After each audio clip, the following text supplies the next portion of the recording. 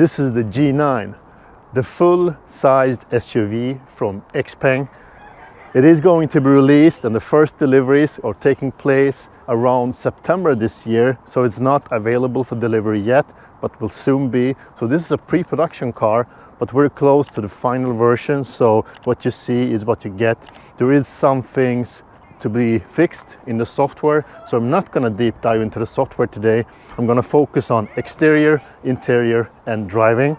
And as I said, it's a full-size SUV, so it measures 4.9 meters and has a wheelbase of 3 meters, so it's big. It weighs in at 2,340 kilograms, and this specific version has the big battery of 98 kilowatt hours of gross capacity and 93 kilowatt hours of net capacity.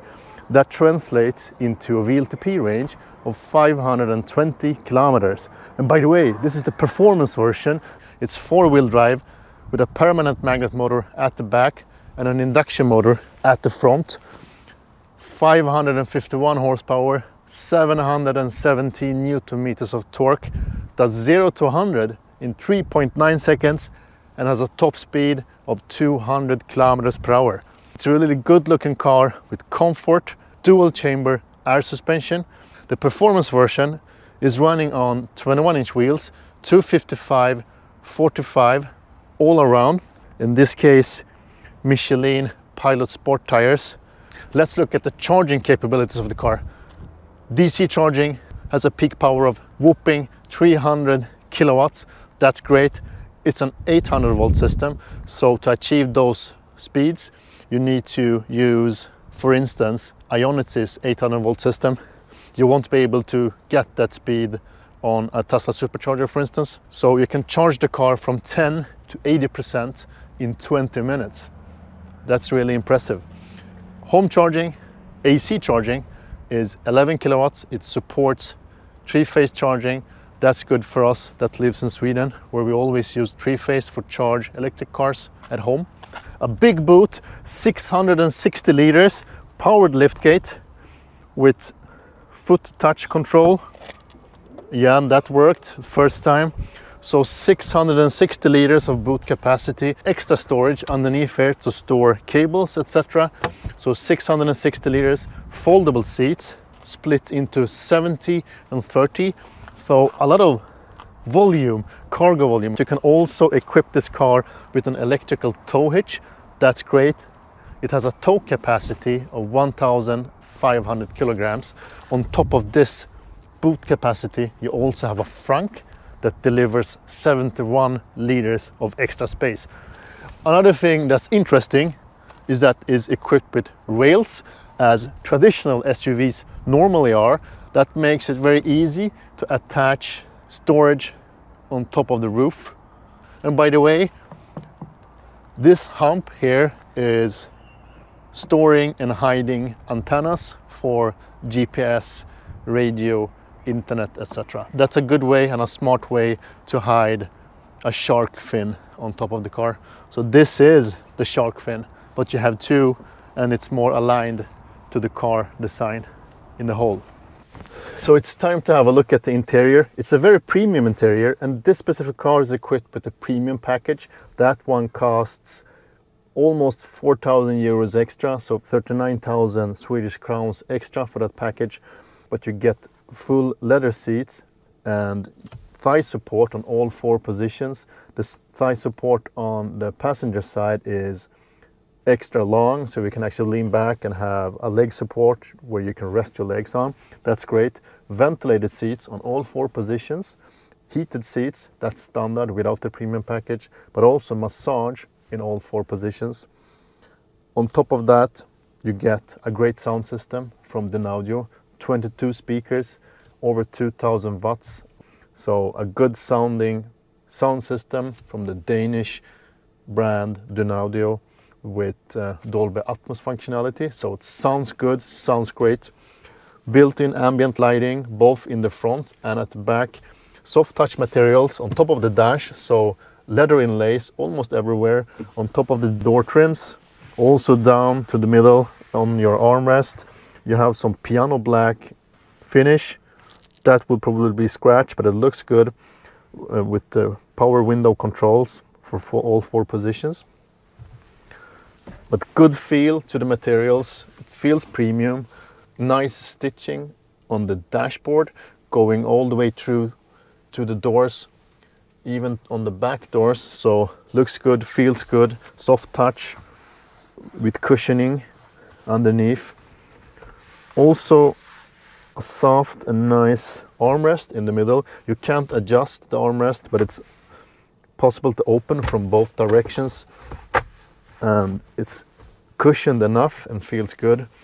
A QI charger here in the middle, 1 QI charger, not for 2 phones, so you can only charge your phone on the left side, and you have some extra phone storage or key storage on the right side. 2 adaptive cup holders which you can close and open. It has 3 big screens, 15-inch each.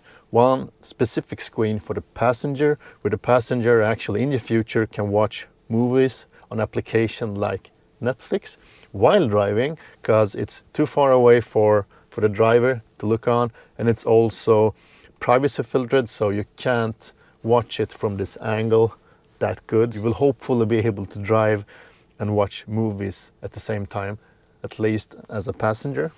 The instrument cluster is 10.25 inch. Another thing that's included in the premium package is actually that 2 hidden speakers inside the backrest of the driver's seat. So we will actually get driving instructions in those speakers to optimize the sound for the driver and not to disturb the passengers. So nice and comfortable seats. I like them. They're more leaning towards comfort and not sport. So let's test the back seat. I'm sitting behind myself. The front seat is adjusted after my liking, and I'm 193 centimeters tall, 6.3. So I'm a tall guy. I'm not the best example of trying out back seats, but there is enough room for me. I can put my feet underneath the front seat. That's good. So a lot of leg room. My knees are slightly touching the front seat, but I'm actually sitting very backward leaning, so that is not a problem. A big back seat. Ventilated seats, massage seats. I just tried out the massage. It's a great massage on both positions in the back seat. You also have ventilation and heating, and you can adjust the backrest by 10 degrees for choosing your comfort. If you want to sit straight or if you want to lean backwards, it's up to you, but it is a more comfortable position and more sleeping position if you sit fully backward leaning. And when it comes to the headroom, there is a lot of headroom. I'm gonna adjust it to the highest position, and I mean, there's almost 2 fists of headroom. That's great. So headroom is not a problem. So I'm not touching the headliner even if I lean it all the way back. And the headrests are really comfortable. Nice cushioning, very soft. So one of the better headrests I have tried out. So really comfortable to sit in the back seat of this car. And the panoramic glass roof, of course, makes it even more pleasant. It makes the car feel more airy and luxurious. You have a good view from the back seat, both looking towards the front windshield, but also this panoramic view gives you some extra pleasure. That's always nice to have. Just to summarize the back seat experience, great space, comfortable seats, ventilated seats. You have the luxury you need, even more than you need. Great that you can adjust the position of the backrest, makes it even more comfortable, and an extra plus to the cushioning in the headrests. They feel really good, and the headroom is amazing. So it's time for some driving, and we'll try the different drive modes. That's, I don't know if you heard that on the camera, but it's pretty impressive because the car talks to me, the navigation system talks to me by playing sound in the backrest, so just behind my neck, so I hear it very clearly and it sounds good. It's easy to hear and get the sound. It's pretty cool, I would say. the different drive modes: standard, eco, and sport. On top of that, you also have snow and mud for winter and terrain driving. But I'm going to use standard and start with that one. You can also separately adjust regen mode. I'm gonna drive one pedal driving, so single pedal driving it's called in the Xpeng. And you really feel the difference immediately when switching between the regen modes. Let's see if the single pedal drive is a single pedal drive. It is a permanent magnet motor at the back, so we should be able to stop. Pay attention to road conditions. Yeah, pay attention to road conditions. It feels snappy even in standard mode. And as I said, this car does 0 to 100 in 3.9 seconds, so it's a quick car. Despite its size, it's quick. 551 horsepower and 717 Newton meters of torque, so plenty of power, more than enough. So let's test eco mode and see how it behaves. Yeah, you saw the animation, so that's the symbol for eco mode. I'm still gonna drive single pedal driving and see how that one behaves.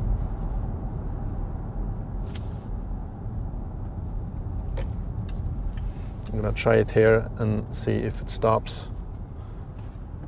Yeah, so it's not as aggressive as in a Tesla, for instance, but still a good amount of regen. Pay attention to road conditions.